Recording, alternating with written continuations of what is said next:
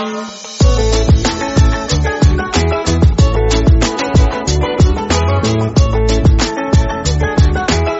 The lord. ప్రభు అయిన యేసుక్రీస్తు వారు ఈరోజు మనకు అందిస్తున్నటువంటి వాగ్దానం, మీ దేవుడైన యెహోవాను శోధింపకూడదు. మీరు సమకూర్చిన మంచి వస్తువులతో నిండిపోయిన గృహాలను ఆయన మీకు ఇస్తాడు. మీరు త్రవ్వని బోవలను యెహోవా మీకు ఇస్తాడు. మీరు నాటని ద్రాక్ష తోటలను, ఒలివ చెట్లను యెహోవా మీకు ఇస్తాడు. భోజనానికి మీకు సమృద్ధిగా ఉంటుంది, కానీ జాగ్రత్తగా ఉండండి. మీరు బానిసలుగా జీవించిన ఈజిప్ట్ దేశం నుండి మిమ్మల్ని బయటకు తీసుకువచ్చిన యెహోవాను మర్చిపోకండి.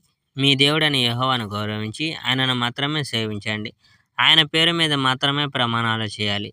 బూటకపు దేవుళ్ళ పేర్లు ఉపయోగించవద్దు. మీ ఇతర దేవుళ్ళను అనుసరించకూడదు. మీ చుట్టూ నివసించే ప్రజల దేవుళ్ళను మీరు అనుసరించకూడదు.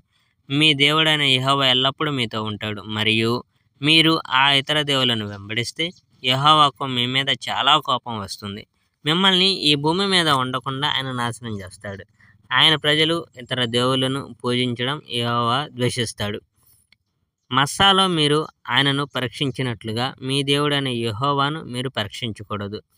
మీ దేవుడైన యెహోవా ఆజ్ఞలకు మీరు తప్పనిసరిగా విధేయులు కావాలి. ఆయన మీకు ఇచ్చిన ప్రబోధాలు, ఆజ్ఞలు అన్నిటినీ మీరు పాటించాలి.